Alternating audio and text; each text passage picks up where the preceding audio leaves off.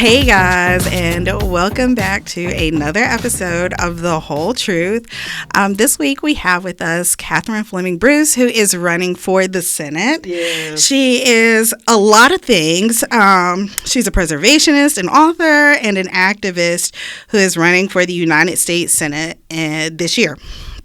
So she previously ran for Senate in 2022 and is now challenging Senator Lindsey Graham. Today we're going to talk about her path into politics, what she is hearing from people across the state, and what she hopes to accomplish if elected. Catherine, welcome to The Whole Truth. Oh, thank you. Thank you. Absolutely. We're so glad you're here. So, let me ask you about your background, because you've done this before and you've got a pretty unique background compared to a lot of different other candidates. So you're running for the U.S. Senate. You've worked in historic preservation, journalism, and civic activism. Mm-hmm. What experiences along that path kind of pushed you into electoral politics? Well, my dad was in electoral politics. Mm-hmm. We grew up in Sumter. Of course, I'm an Army brat, so we grew up a few other places. But in Sumter, in the 80s, there wasn't a lot of representation, and there wasn't a lot of opportunity. And my dad was always talking to us about that and talking to us about history and social justice. My mom was a teacher, so she made sure we stood up and talked in front of people and did all the volunteerism. Right. But he was part of a lawsuit that went to the U.S. Supreme Court so that there would be equity in elections in Sumter. And so from there, he ran and became a county elected official, eventually becoming chair. So we saw him doing these electoral pieces, and we saw my mom doing poll managing. So it was everywhere. So later on, I was very disturbed by some of the policies that were coming from our senators and from other places. And so I decided that was a good place to challenge. Okay, so it was kind of a lived experience for you. Yes. As far as the electoral politics is concerned. And so you're just kind of following in your dad's footsteps and the foundation that your parents laid for you. Absolutely. And my dad was also a delegate at the 1988 Democratic National Convention for Jesse Jackson. Jesse Jackson, that's right. Yes. Yeah, rest in peace, sir. So you mentioned that your dad was part of a lawsuit about bringing equity into elections. Can you tell us a little bit more about that lawsuit, and if you remember the name of it? Not exactly. Okay, no worries. Yeah, not exactly, but it was a lawsuit with regard to single member districts. Okay. Yeah. Okay. So whether or not African Americans would be able to be in it unless you had those districts there. Okay. And there was a refusal to change. So that's why it went to the Supreme Court. Okay. Very nice. Thanks so much for that. So a lot of your work is focused on preserving civil rights history in South Carolina. How did working to protect those sites kind of shape the way you think about states past and the kind of future you want to build? Well, the interesting thing about my book, from the standpoint of the people who actually gave us an award, is that we connected preservation and made it a continuum of social justice work. So we see preserving the story of that individual as one piece of that, but the person who is actively, and the team around them that's actively making sure that history is preserved, is part of a social justice continuum that makes sure that people understand the history, because they can actually go and experience it. Sure. And we saw that with the Medgar Evers site, which I talk about in the book, the Lorraine Motel, where Dr. King was assassinated, the Audubon Ballroom, where Malcolm X was assassinated. All those eventually turned into sites, but for the most part, it took decades for people to be ready to look at that history. So making sure that people are looking at that history, we think makes those folks an extension of civil rights work. So how would you say, you've made sure that people, know that history is there, that those sites are preserved. How would you bring that into the present and really the future? Like, you're looking to run for Senate. How do we take that knowledge of that and bring that into the election process? Well, there's a sort of a two parts. One is the institutions that support that work and what's happening to those institutions. So, Department of the Interior and our humanities department, the arts programming, and the Department of Education altogether are being slashed. So we have to go into a defensive mode, but also an explanatory one to help people understand why those institutions are important. ETV, public television, is the same, public libraries. So I think what I'm able to do is to bring a defense of the public into the community sphere. Why do we need to have public education, public schools, public journalism, public television? Why are all those things even? Why do we have a communal funding of these efforts? So I can explain that. But also, the second part is the history and the value of civil rights and human rights. And now that's being flipped into something else. Civil rights means that white men aren't getting a fair deal, that sort of thing. So we have to, despite the many decades that people have spent on these issues, we have to return to making sure people understand them and making sure that they're properly funded and that there are enough of us at the federal government level to fund those things. Gotcha. Absolutely. Thanks for that. You ran for the U.S. Senate in 2022. Yes. I remember that campaign. Yes. And now you're running again in 2026 for the seat held by Senator Lindsey Graham. What did the first campaign teach you, and why do you feel it was important to run again? Well, the first campaign was very interesting because there are 3 black women in the campaign, and it wasn't as it was visible. You, Crystal Matthews, and Angela Jeter. Angela Jeter, that's right. Yeah, so it wasn't as visible as what we're seeing today. There wasn't as much money invested in it and all this sort of thing. But it was still great going around the state and being a part of that. I certainly learned that I could, despite the fact that we weren't well invested, I could still do well in the race. I was the 3rd highest vote getter in the statewide race. Okay. So the top vote getter was Joe Cunningham, the governor.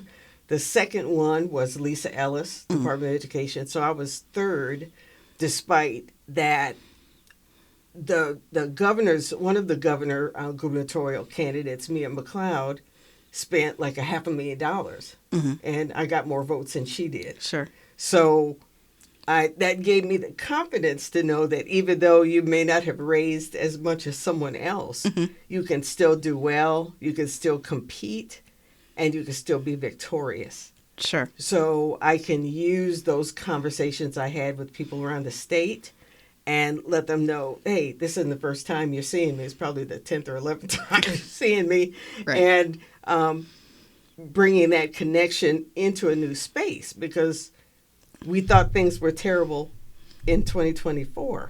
And now, we've seen that they can get even worse as quickly as we never imagined that they could. Absolutely. So that lets me know that we have an even greater challenge, and that I think the diversity of my background makes me ready to meet that challenge, uniquely ready. Sure. So you were talking about, we have a lot of issues.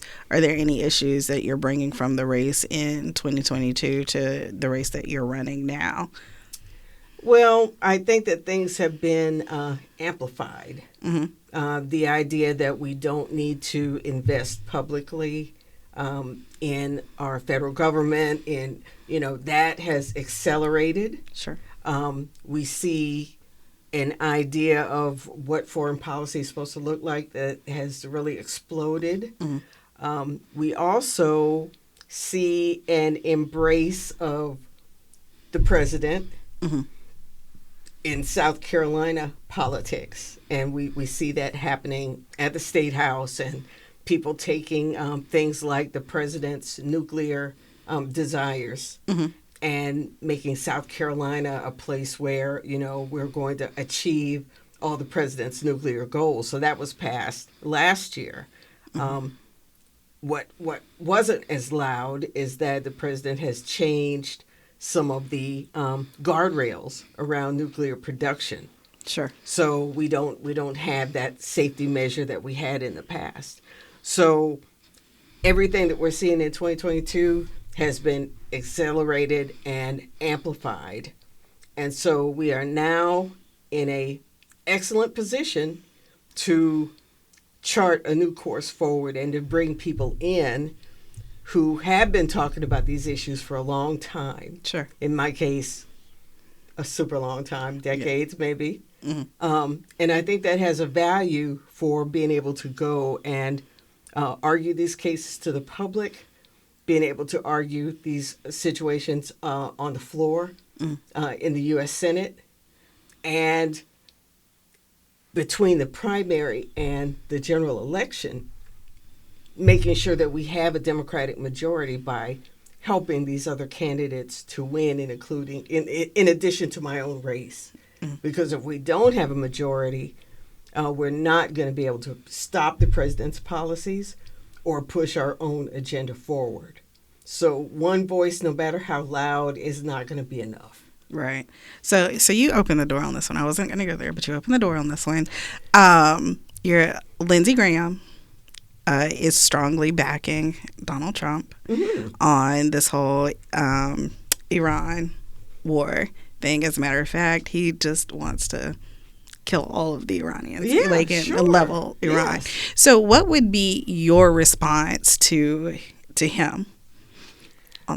Well, I think that, first of all, if we are doing the bidding of foreign powers and corporate powers instead of the bidding of the people of South Carolina, that's where we end up. So what you're seeing is a natural progression of his relationship with other governments and cheerleading other governments and us not being first. Sure. So we also have an expanded idea of, okay, well, they might do something, so we have to just wipe everybody out. Right. And so that's kind of what you see in the immigration policy. Oh, Sure. That person looks like they might be whatever. We're just going to throw them to the ground and so forth. Sure. So those are the kind of connected ideas that we get to argue against, and we can see the outcome.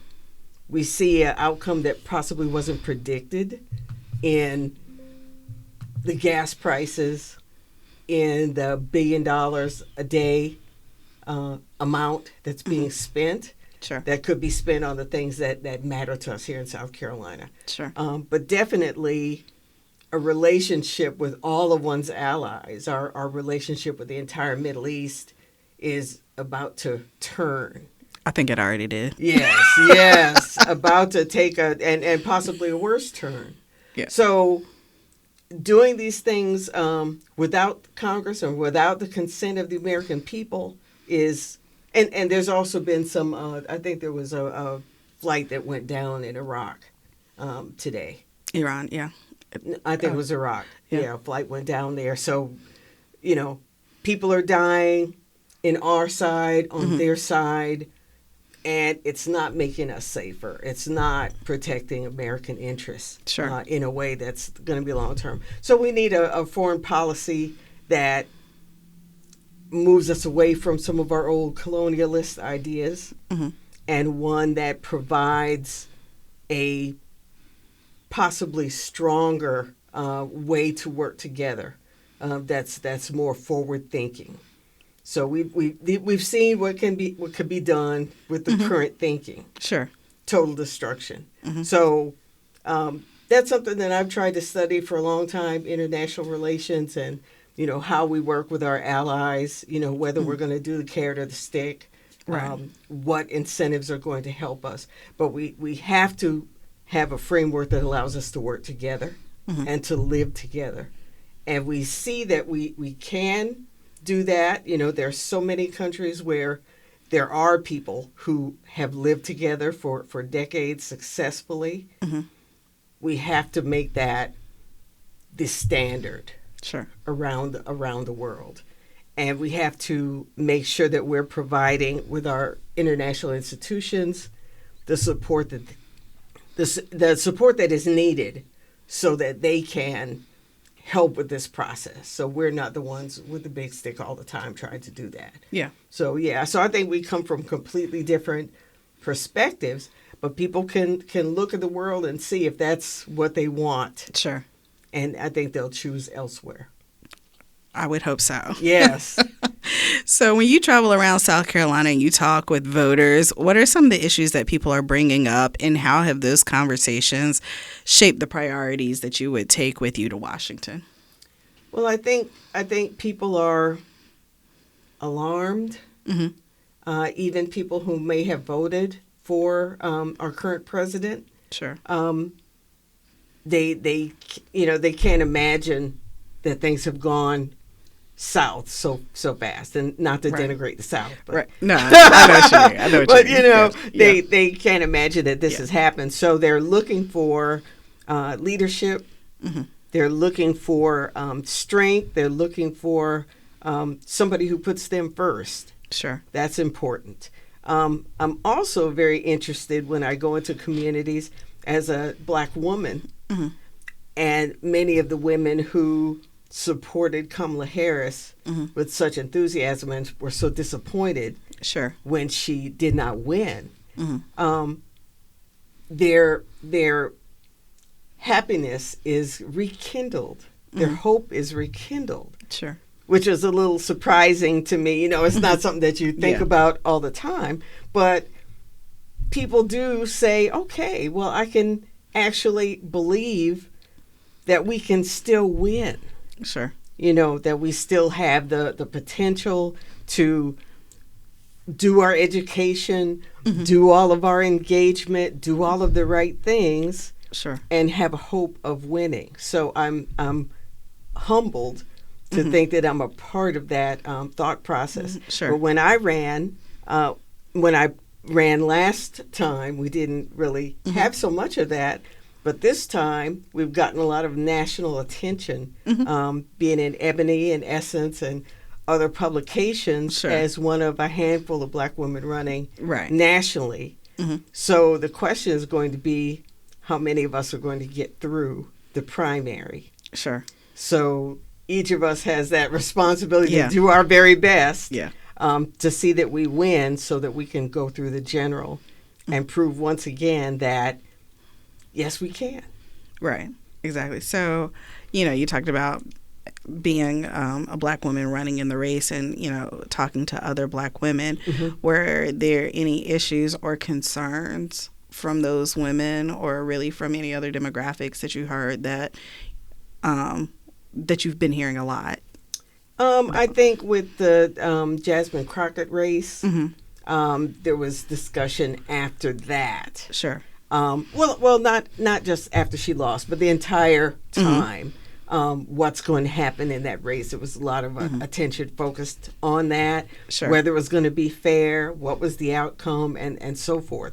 So I've heard a lot of that. It's like, okay, well, you have other races that are coming up. Sure. So what are the lessons that we can learn from that race, and how can we make sure that all of us are engaged? That's really the most important part. Sure. So if you are to go to the Senate, you make it to the Senate, what would be the top 2 or 3 priorities that you will focus on?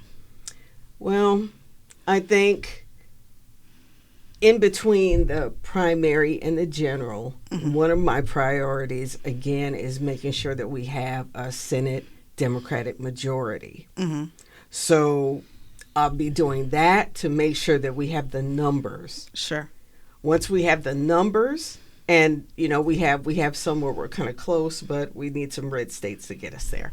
So once we have the numbers, I'm interested in repealing some or all of the OBBB, the beautiful bill. Yeah. So that the Medicaid funding and the funding for hospitals and the funding for the tax credits are there. Sure. So that's a priority. I think another priority is the possibility of impeaching Trump. So if we have the numbers, we'll look at that. Sure. We certainly want to look at the War Powers Act. That was voted on, just this week. But I think there need to be stronger guardrails on what the president can do, what any president can do. Sure.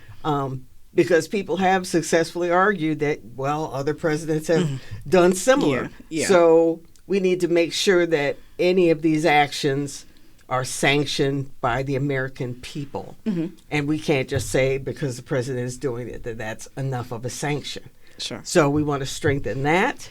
I think we want to look at federal protections that provide some equity for the things that people are experiencing in different states. Sure. So protection for women's rights, protection for LGBTQ. We want to change the immigration piece so that, and that probably means dismantling ICE and the making some changes to Homeland Security and, whatever we need to do to have a system where we're back to analyzing whether or not we have proper refugee, asylum, immigration processes. So we want to look at that. And I think finally, we want to make sure that we take the broom and the mop and the bucket and do the cleanup of our relations around the world. Sure. Because that's kind of a big freaking mess right now. Yeah, it is. It was the last time he was in office. And so we have to try to turn that around. So those are a big part of my priorities. And also, I want to make sure that places that we have conflict, that we are following the humanitarian law and rule about how we engage and how our weapons are used in those engagements. Sure. So that's going to be important for me as well. Absolutely. Sounds like you got a nice long list. Yes, President Trump is making a nice long list for us. That's true, anyway. Right? Yeah. So you just talked about Medicaid and the protections that have been stripped from that, and how we still kind of struggle with healthcare access, especially in rural communities where hospitals have been closing and they're under pressure. What role do you think the federal government plays in improving healthcare access and stability in those areas? Well, one of the things that I was able to do was to participate as a navigator during the Affordable Care Act early years. So we went around the state and helped people with that access. Sure. And we learned about all of the kinds of insurance, so that was useful to us. But I think that with the many resistance cuts that the Republicans put up, the Affordable Care Act was eventually weakened, so that in many places there's just one insurer and not the choices. So I think we need to, first we need to make sure that the tax credits are there and funded properly so that people can go forward with their insurance for this year. The next year, we need to really start looking at Medicare for all or universal care or some form of that. Because what I'm seeing now, we can do better than what we're doing now. Here, there's a struggle to try to get Medicaid coverage and trying to expand that. So I've been listening to the groups that are doing that and trying to, make that work. So we still have these large gaps in coverage for people. And if we learned anything from COVID, we have to protect public health. Yeah, for sure. Because I've had, I don't know about you, but I've had several friends who died during the COVID era. Yeah. So we have to return to the idea that there's a common good and that the federal government has an important role in being a part of that. So I think part of that is maybe there's some people who never will get that, but we need to do a better job of helping people understand the buy-in, and that we are all partners in making sure our world runs right. There's not some parts that the federal government can't do, and we're going to leave it to the churches and the nonprofits because there's just no way that they can handle all of that. We have to be there to help. We have to help our new governor. Mm-hmm. We have to help our Congress people. We have to work together as a Congress, whoever is there. Sure. And we have to help our city and county folks who are doing the work at that level. Absolutely. So, a lot of people have, I'll say, politicians have made Medicare for All kind of a boogeyman kind of term. So for our listeners who don't really understand what Medicare for All is, can you give them just a short explanation on that one? Well, I think Medicare for All means that there is right now we have insurers that provide coverage for some people, and that is the model.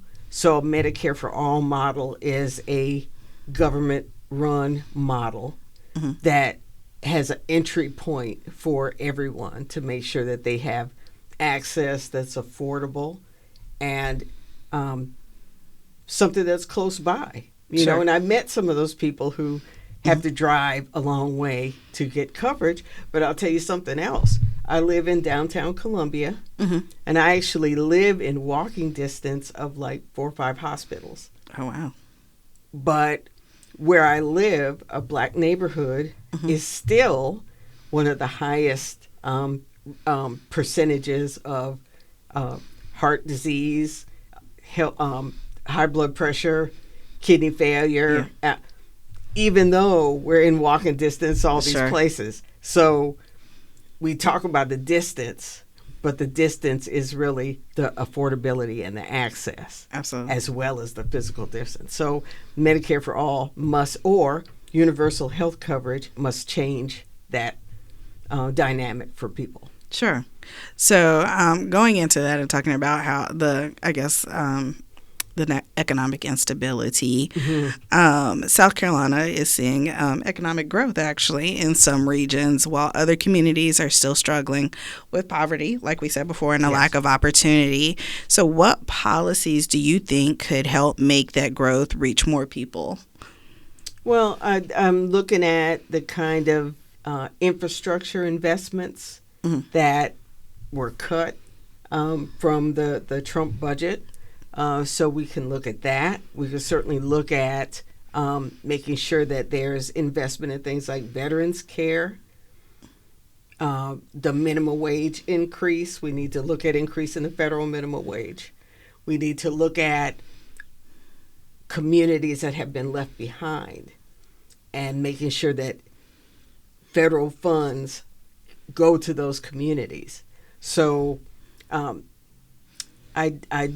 think that I have heard that some of the issue might be the federal government can send dollars to a certain area, but the governor and the legislators can still reject money or put stipulations on it, and it's not effective.